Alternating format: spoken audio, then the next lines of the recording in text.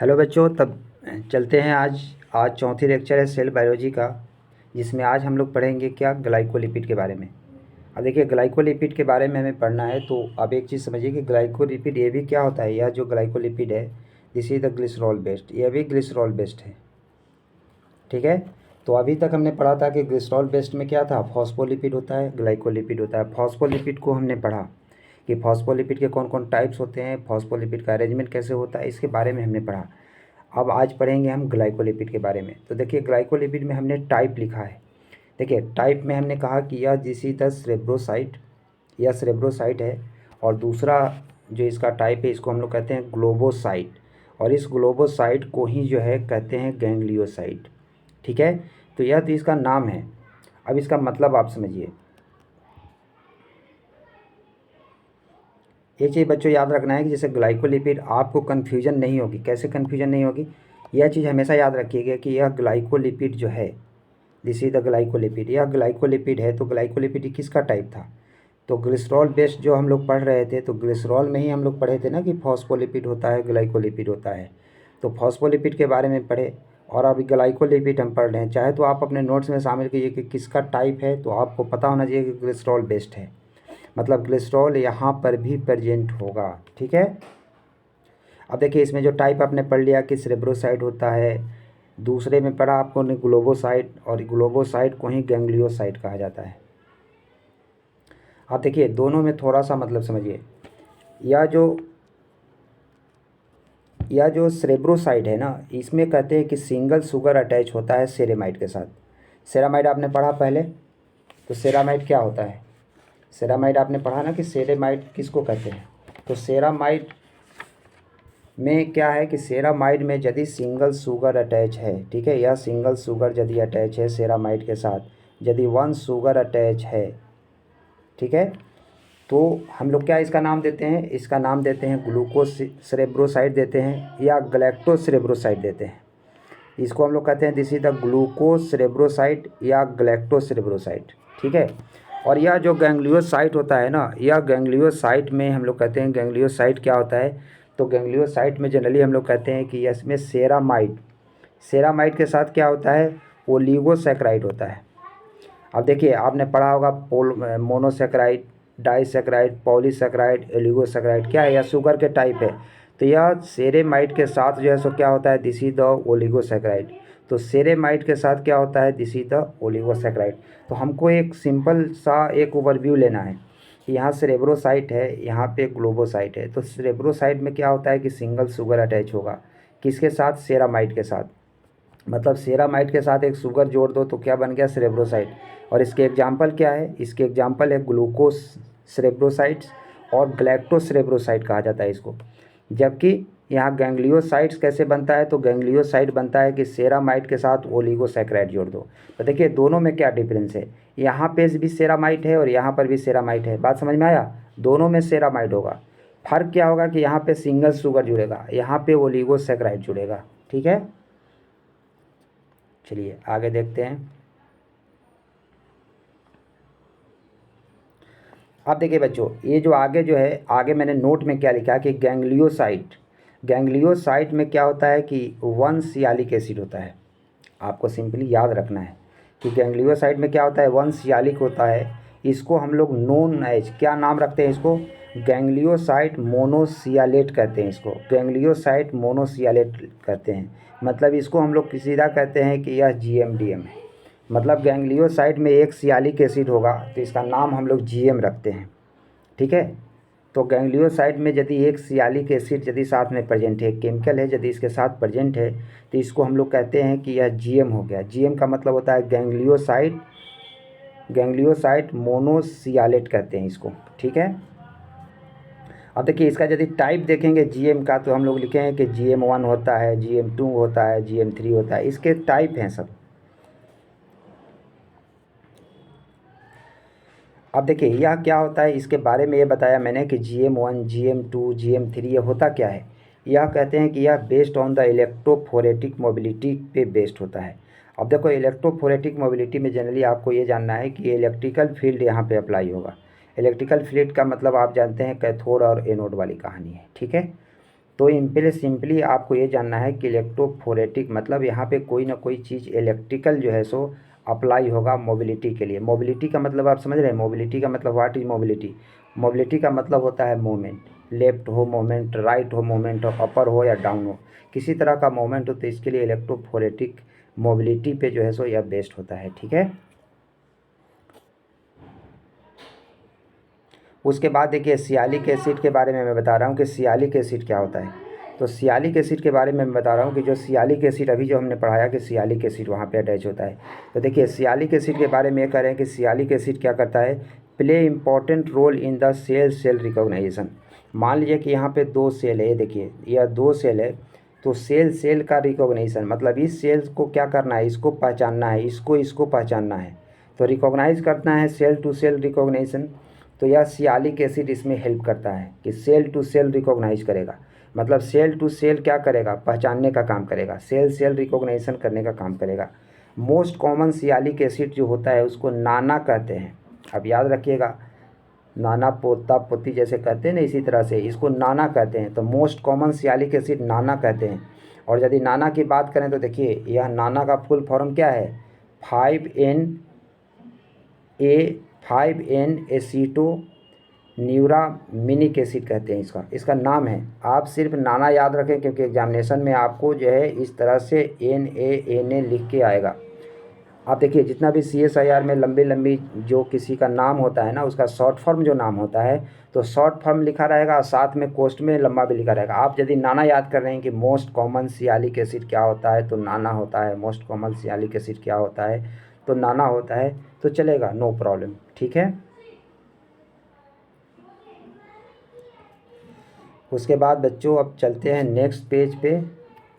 ये देखिए next page पे चलते हैं। अब देखिए हम कहीं आपको एक चीज़ बता दूं कि हम कहीं मेम्ब्रेन लिपिड लिखे हैं, इसका मतलब आप ये मत समझिए कि लिपिड जो पढ़ रहे हो तो कुछ और लिपिड पढ़ रहे हैं।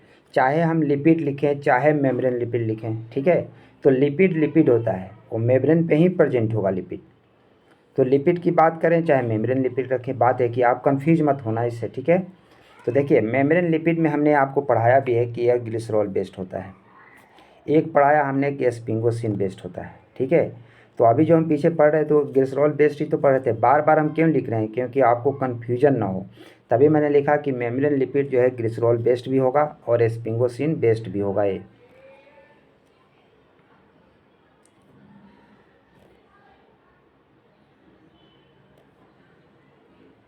अब देखिए बेटा, यहाँ पे देखो आप लोग, distribution of lipid on plasma membrane. अब देखिए हमें लिपिड का डिस्ट्रीब्यूशन ही देखना है प्लाज्मा मेम्ब्रेन पर। अब देखिए हम जब बनाते हैं ना, जैसे यहाँ पे देखिए ऐसा, ये देखिए जैसे सेल ये बनाते हैं, और यहाँ पे यदि हम प्लाज्मा मेम्ब्रेन की बात करें तो मान लीजिए कि हम यदि ऐसा कोई प्लाज्मा मेम्ब्रेन बनाते हैं, ऐसा देखिए इसमें ऐसे बनाते हैं।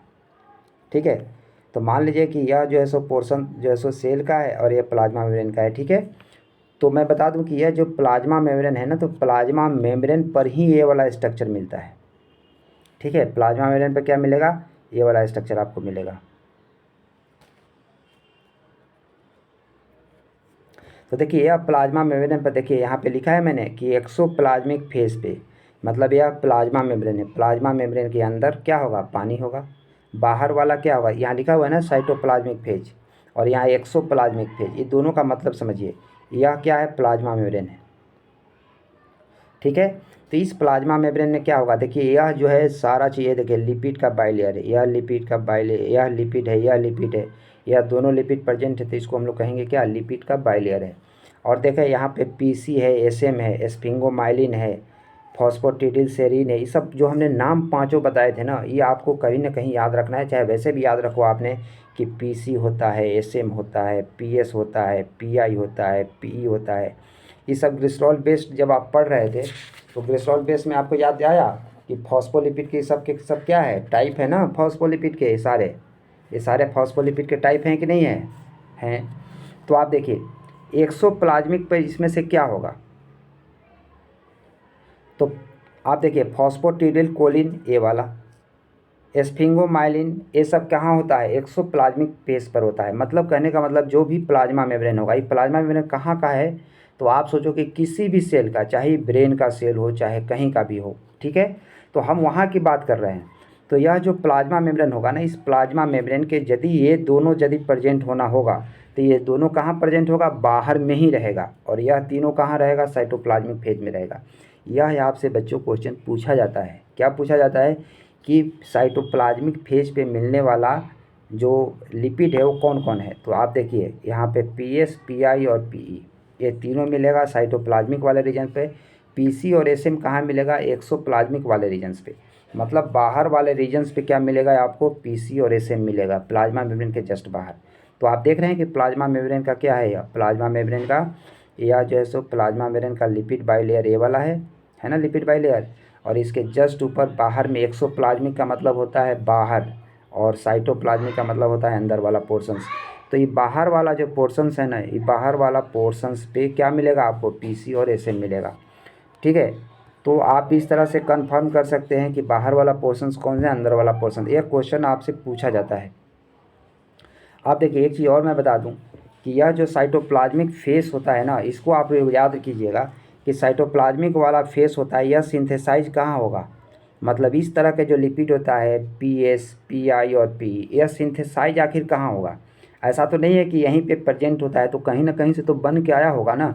तो यह देखिए जो साइटोप्लाज्मिक फेस पे आएगा ना, वो सिंथेसिस होगा स्मूथ इंडोप्लाज्मिक रेटिकुलम में, SER मैंने लिखा है, SER। यह क्या है, SER लिखा हुआ है। SER का मतलब होता है स्मूथ इंडोप्लाज्मिक रेटिकुलम, ठीक है, स्मूथ इंडोप्लाज्मिक और रेटिकुलम, इसका मतलब होता है स्मूथ इंडोप्लाज्मिक रेटिकुलम। तो यह तीनों कहाँ से बन के आएगा, स्मूथ इंडोप्लाज्मिक रेटिकुलम से बन के आ करके और यहाँ अंदर वाले पार्ट पे प्रेजेंट हो जाएगा, ठीक है। तो ये चीज़ आपको याद रखना है। कभी कभी ऐसा भी पूछा जाता है कुछ आपसे, सवाल पूछा जाता है कि जो साइटोप्लाज्मिक फेस पे जो प्रेजेंट है, मतलब साइटोप्लाज्मिक फेस पर जो प्रेजेंट होता है वो कौन सा प्रेजेंट होगा, जो सिंथेसाइज होता है स्मूथ इंडोप्लाज्मिक रेटिकुलम में या रफ इंडोप्लाज्मिक रेटिकुलम में। तो आपको ध्यान रखना है कि जो स्मूथ इंडोप्लाज्मिक रेटिकुलम में जो सिंथेसाइज हो रहा है वही साइटोप्लाज्मिक फेस पे क्या होगा, प्रेजेंट होगा। तो इस चीज़ का ध्यान रखिएगा, ठीक है। उसके बाद देखिए, उसके बाद आगे मैं बता रहा हूँ कि उसके बाद क्या है कि plasma membrane show polarity asymmetry, ठीक है। प्लाज्मा मेम्ब्रेन क्या शो करता है, पार्शियल पोलरिटी, सॉरी यह पार्शियल लिखा हुआ है, पार्शियल एसिमेट्री को शो करता है in the distribution of lipid. जब हम लिपिड का डिस्ट्रीब्यूशन करते हैं, डिस्ट्रीब्यूशन का मतलब होता है लिपिड को जब बांटते हैं ना, बांट के देखते हैं कि कौन लिपिड किधर है, तो यह पार्शियल एसिमेट्री शो करता है। पूरा जो है सो कहते हैं ना पार्शियल, मतलब आधा एसिमेट्री को शो करता है। कैसे शो करता है अभी जस्ट हम लोग देखेंगे।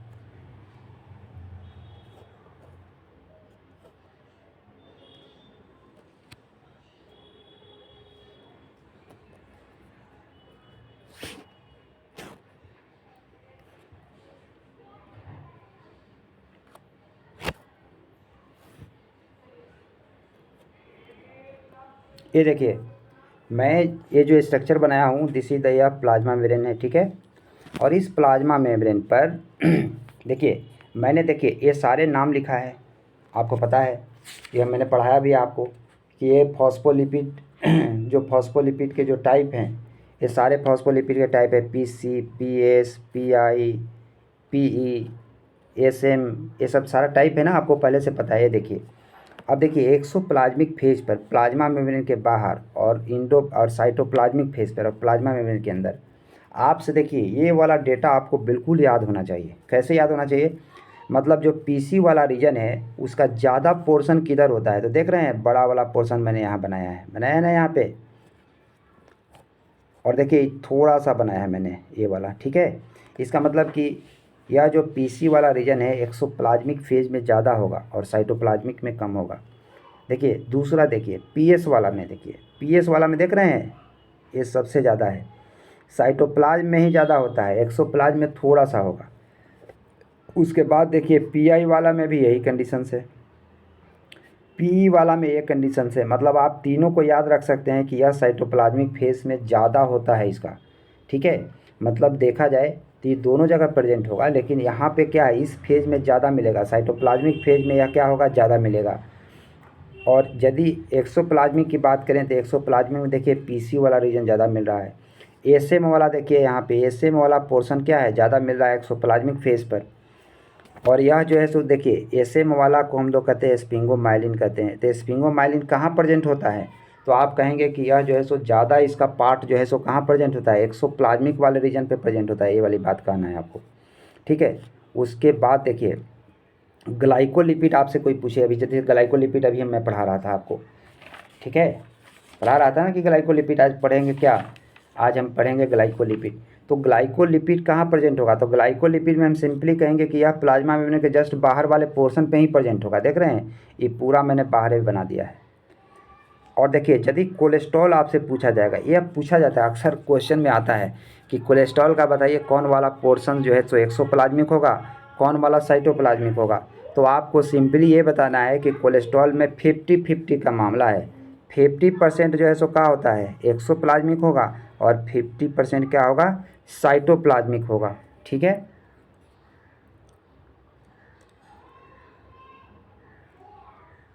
उसके बाद देखिए यहाँ पे ग्लाइकोलिपिड के लिए एक टर्म हम लोग यूज करते हैं, ग्लाइकोलिपिड के लिए एक टर्म ये यूज करते हैं क्या, कि यह जो है सो एब्सोल्यूट एसिमेट्री को शो करता है। एब्सोल्यूट एसिमेट्री क्या होता है ये भी हम जस्ट आगे बताएंगे। यह एब्सोल्यूट एसिमेट्री को शो करता है कौन, ग्लाइकोलिपिड। तो एब्सोल्यूट एसिमेट्री को शो करने वाला सबसे पहला कौन है, दिस इज द ग्लाइकोलिपिड। यही सबसे पहला है जो सिर्फ और सिर्फ एक्सोप्लाज्मिक वाले फेस पे ही यह प्रेजेंट होता है, यह अंदर होता ही नहीं है, ठीक है। और कोलेस्ट्रॉल यहाँ मोस्ट इम्पॉर्टेंट है जिसमें 50-50 का मामला है। 3 यहाँ पे और इम्पॉर्टेंट है जिसका जो है सो मोस्टली पार्ट साइटोप्लाज्मिक रीजन पर होता है, और एक और पीसी वाला ऐसा रीजन है जिसका जो है ज़्यादा पोर्शंस कहाँ होता है, ज़्यादा पोर्शंस होता है पीसी वाले रीजन्स पे, ठीक है, ज़्यादा पोर्शन होता है एक्सोप्लाज्मिक वाले फेस पे। तो this is the all about distribution, या डिस्ट्रीब्यूशन प्लाज्मा मेम्ब्रेन पर ऐसे ही होता है, और आपको कुछ इसी तरह से पढ़ना है, ठीक है।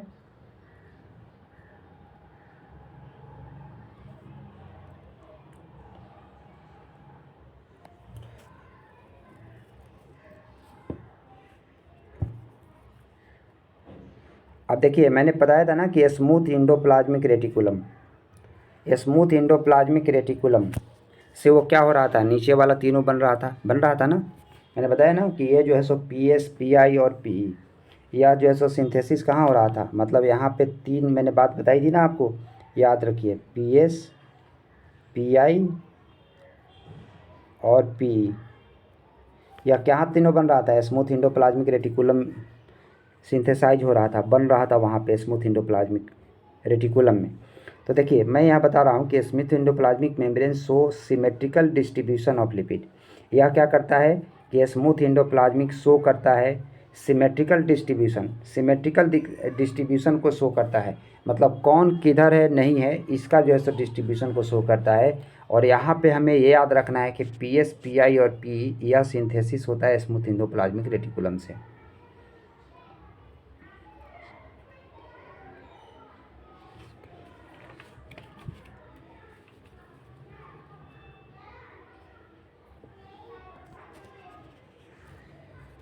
उसके बाद देखिए यहाँ पे मैंने क्या लिखा है, यहाँ पे देखिए, यहाँ पे मैंने लिखा है स्क्रैम्बलेज, स्क्रैम्बलेज लिखा है मैंने। स्क्रैम्बलेज एक पैसिव ट्रांसपोर्टर का काम करता है। पैसिव ट्रांसपोर्टर का मतलब होता है क्या, जहाँ पे किसी तरह की एनर्जी ना लगे उसको पैसिव ट्रांसपोर्टर कहते हैं।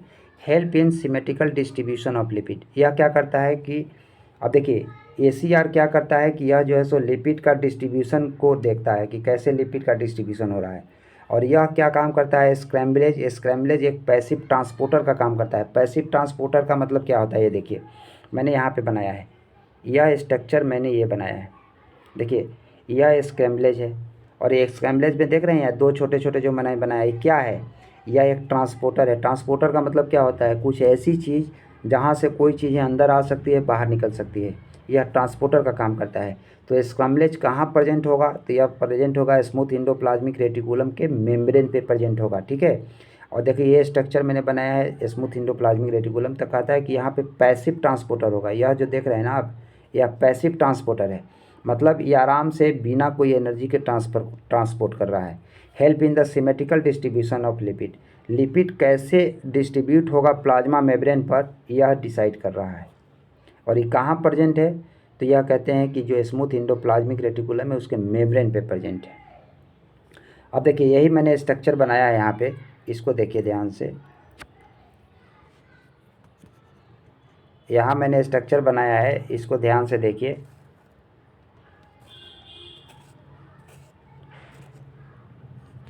ये देखिए यहाँ मैंने स्ट्रक्चर बनाया है, तो यहाँ स्ट्रक्चर में क्या बनाया मैंने, स्ट्रक्चर में स्मूथ इंडोप्लाज्मिक रेटिकुलम पर मैंने ये चीज़ बना दिया कि स्कम्बलेट यहाँ प्रेजेंट है।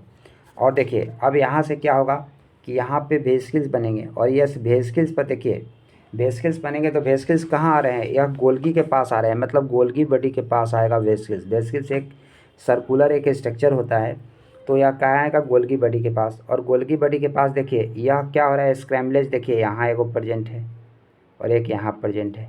यह क्या करेगा कि लिपिड के डिस्ट्रीब्यूशन को देखेगा कि कैसे कैसे होना है, ठीक है। तो देखिए यहाँ आकर के देखिए, यहाँ आके दोनों कहाँ आ गया, यहाँ पर आ गया, देख रहे हैं। इस प्रोसेस को हम लोग कहते हैं फ्लिपेज और फ्लोपेज कहते हैं। इसको कहते हैं फ्लिपेज एंड फ्लोपेज। फ्लिपेज एंड फ्लोपेज क्या है अभी जस्ट समझेंगे आगे।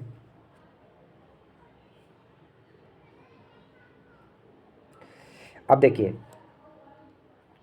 यहाँ पे मैंने लिखा कि फ्लिपेज और फ्लोपेज क्या होता है, यह एक्टिव ट्रांसपोर्टर की तरह काम करता है। यह ये सिमेट्रिकल डिस्ट्रीब्यूशन ऑफ लिपिड और मेम्ब्रेन, ये सिमेट्रिकल नहीं करता है, ये सिमेट्रिकल करता है। ये सिमेट्रिकल का मतलब होता है कि पूरी तरह से आधा आधा नहीं, कभी कम कहीं ज़्यादा, कहीं कम कहीं ज़्यादा, इसी को ये सिमेट्रिकल कहते हैं। ये असिमेट्रिकल का मतलब एकदम आधे आधे होगा। ये सिमेट्रिकल का मतलब होता है कि बिल्कुल ऐसा नहीं है, ज़्यादा कम होगा। और यह जो है सो एक्टिव ट्रांसपोर्टर की तरह काम करता है। यहाँ आपसे क्वेश्चन क्या पूछा जाता है, यहाँ आपसे क्वेश्चन दो पूछे जाते हैं। एक तो पूछा जाता है कि ये स्क्रैम्बलेज कहाँ प्रेजेंट होगा, तो आपको कहना है कि मेम्ब्रेन पे प्रेजेंट होगा। दूसरा आपसे ये पूछा जाता है कि यह फ्लिपेज और फ्लोपेज यह क्या है, एक्टिव ट्रांसपोर्टर है इनएक्टिव है। अब देखिए तो इसके बारे में ये कहा जाता है कि यह जो है सो फ्लिपेज और फ्लोपेज एक्टिव ट्रांसपोर्टर है, और यह क्या है, पैसिव है। तो यहाँ पे आपका क्वेश्चन बनता है कि स्क्रैम्बलेज एक ट्रांसपोर्टर है, एक फ्लिपेज और फ्लोपेज ये भी एक ट्रांसपोर्टर है, दोनों में क्या डिफरेंस है। ई एक्टिव है, ई जो है सो पैसिव है। यहाँ कोई ताकत मतलब एनर्जी नहीं चाहिए, लेकिन यहाँ पे आपको एनर्जी चाहिए, ठीक है। तो यह क्या करता है, लिपिड को जब बांटता है मेम्ब्रेन पर, तो इसके लिए इसको एनर्जी की रिक्वायरमेंट है, लेकिन यहाँ ज़रूरी नहीं है, क्योंकि पैसिव ट्रांसपोर्ट है और एक्टिव ट्रांसपोर्ट है। This is the condition where difference in the particular scenario like active और पैसिव। तो यहाँ पे पैसिव वाला मैटर है, यहाँ पे एक्टिव वाला मैटर है, ठीक है, बस बात यही है। तो आपको याद रखना है कि स्क्रैम्बलेज और फ्लिपेज एंड फ्लोपेज, यह जो है सो स्क्रैम्बलेज पैसिव ट्रांसपोर्टर है, फ्लिपेज और फ्लोपेज क्या होता है, एक्टिव ट्रांसपोर्टर है। यहाँ किसी तरह का कोई एनर्जी नहीं लगेगा, नो एनर्जी, यहाँ पे एनर्जी की रिक्वायरमेंट होगी। यह जो है सो सिमेट्रिकल डिस्ट्रीब्यूशन यह क्या करेगा, यह सिमेट्रिकल डिस्ट्रीब्यूशन के लिए रिस्पॉन्सिबल होता है। और यह जो है सो ये सिमेट्रिकल डिस्ट्रीब्यूशन कराता है कौन, फ्लिपेज एंड फ्लोपेज, ठीक है। तो ये भी याद रखना है कि यह सिमेट्रिकल डिस्ट्रीब्यूशन के लिए मतलब आधे आधे करेगा ये, और यह आधे आधे नहीं करेगा। ये दोनों का काम, दोनों का बिल्कुल अलग अलग काम है, ठीक है।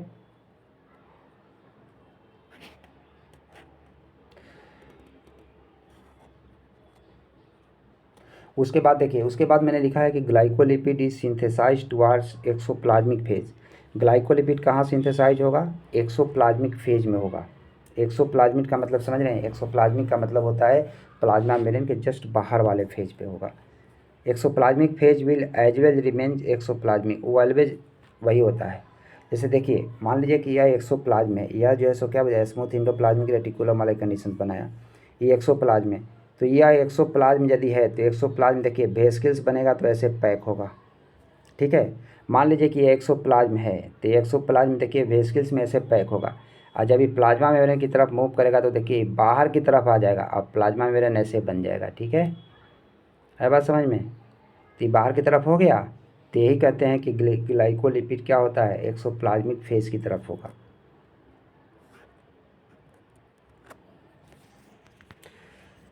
सो ग्लाइकोलिपिड क्या कहते हैं, ग्लाइकोलिपिड को हम लोग कहते हैं this is the absolute asymmetry. तो यह कहते हैं कि एब्सोल्यूट एसिमेट्री को शो करता है कौन, दिस इज द ग्लाइकोलिपिड।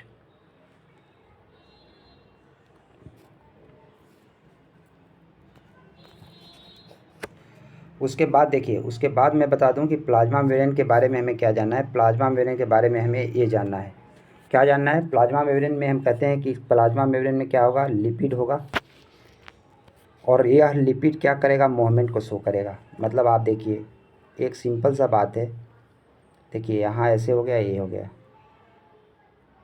ठीक है, या यहाँ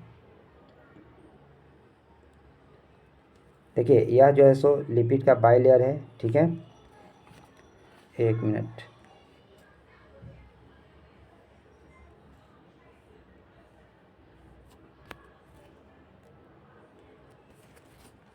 देखिए यह लिपिड का बाइलेयर यदि बनाए हम तो ऐसे बनाते हैं, तब समझ में आएगी चीज़ें।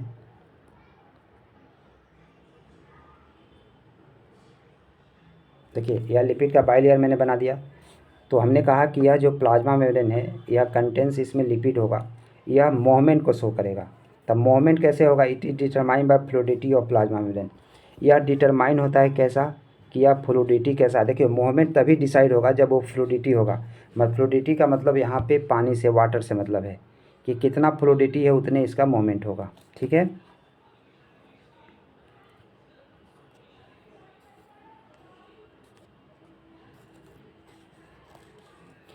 अब देखिए यहाँ पे मैंने क्या बनाया, यहाँ पे मैंने ये बताया है कि यदि मूवमेंट बढ़ेगा तो फ्लूइडिटी भी बढ़ेगी, मूवमेंट घटेगा तो फ्लूइडिटी भी घट जाएगी, ठीक है। मतलब फ्लूइडिटी आप बढ़ाएंगे तो मूवमेंट बढ़ जाएगी उसकी, और यदि आप फ्लूइडिटी घटाएंगे तो मूवमेंट भी घट जाएगी। So plasma membrane should maintains is fluidity to perform it function, ठीक है। तो क्या करता है कि प्लाज्मा मेम्ब्रेन जो है सो मेंटेन करता है फ्लूइडिटी को, फंक्शन को परफॉर्म करने के लिए।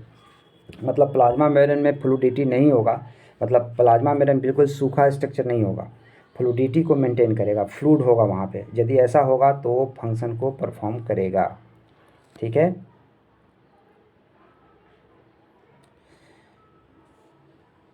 उसके बाद देखें, अब मोमेंट ऑफ लिपिड मॉलिक्यूल। अब यदि हम मोमेंट की बात करें लिपिड का, तो देखिए यहाँ पे क्या होगा, यह देखिए बढ़िया से स्ट्रक्चर देखिए आप, इस स्ट्रक्चर को आप देखिए, इस स्ट्रक्चर को देखिए। इस स्ट्रक्चर में मैं ये बता रहा हूँ कि यह प्लाज्मा मेम्ब्रेन का स्ट्रक्चर है, ठीक है। यह this is the plasma membrane, यह प्लाज्मा मेम्ब्रेन का स्ट्रक्चर है। प्लाज्मा मेम्ब्रेन देखिए यह लिपिड का, ये वाला लिपिड है, ठीक है। तो यह लिपिड के दोनों तरफ, यह देखिए यह लिपिड के दोनों तरफ, यदि यह लिपिड के दोनों तरफ यदि बात करते हैं, देखिए लिपिड के दोनों तरफ यदि मोमेंट हो, इधर भी मोमेंट हो रही है और इधर भी मोमेंट हो रही है, ठीक है। यदि लिपिड के दोनों तरफ इसका मोमेंट हो, इधर भी मोमेंट हो और इधर भी मोमेंट हो, तो दोनों तरफ यदि मोमेंट हो रही हो, दोनों तरफ यदि मोमेंट हो रही हो, इधर भी और इधर भी, तो इसको लेटरल मोमेंट कहेंगे। मतलब दोनों ऐसे हिलेगा, लेफ्ट में और राइट में, ठीक है। This is the most common. ये पूछा जाता है कि सबसे अच्छा जो मोमेंट होता है, सबसे जो कॉमन मोमेंट है वो कौन सा है, तो आपको याद रखना है this is the lateral moment. मतलब लिपिड का जो मोमेंट होता है प्लाज्मा मेम्ब्रेन के अंदर, वो लेटरल मोमेंट सबसे कॉमन है, सबसे ज़्यादा लेटरल मोमेंट होगा, ठीक है। और फ्लिप फ्लॉप जो पढ़ा आपने, यह रेयरली अकर्स, यह बहुत कम मिलेगा आपको, यह रेयरली प्रेजेंट होगा। अच्छा, यह लिपिड का क्या देखना है आपको, जैसे लिपिड को, यह लिपिड क्या करता है, जस्ट लाइक डांस करेगा आपको। देखिए ये ऐसे करके ऐसे है, मतलब ऐसे करके ही पूरा ऐसे करके ऐसे घूम जाता है लिपिड, ठीक है। तो हो सकता है कोई 360 घूम जाए, कोई 180 घूम जाए, ऐसा भी है, 180 घूम जाए या 360 डिग्री घूम जाए, ऐसा भी है। तो ये सब तो मोमेंट है उसका कि कहाँ से कैसे घूमेगा। लेकिन आपको दो बातें याद रखनी है। पहला बात कि लिपिड यदि लेफ्ट में राइट में दोनों साइड ऐसे ऐसे डांस कर रहा है, तो इसको हम लोग कहते हैं this is the lateral moment, या मोस्ट कॉमन होता है। और सबसे रेयरली कौन प्रेजेंट होता है, this is the flip flop, ठीक है। तो फ्लिप फ्लॉप वाला कंडीशन है वो सबसे कम रेयरली प्रेजेंट होगा वहाँ पे।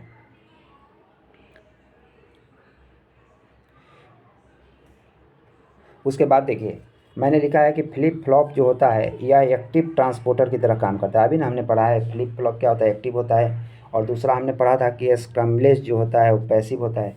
तो यहाँ देखिए ये एक्टिव ट्रांसपोर्टर है, याद रखना है आपको। यहाँ पे एटीपी की ज़रूरत होगी। उसके बाद हमने ये बताया है कि movement of lipid molecule is depend upon, मतलब लिपिड मोलिक्यूल का जो मूवमेंट होता है किस बात पे डिपेंड करता है। यह डिपेंड करता है लिपिड के कंपोजिशन पर और टेम्परेचर पे, कि लिपिड का कंपोजिशन कैसा है। बहुत डेंस लिपिड है कि कम, मान लीजिए बहुत डेंस लिपिड हो, एकदम यहाँ है यहाँ है यहाँ है यहाँ ऐसे है, यदि ऐसे करके पूरा होगा तो क्या मूवमेंट होगी।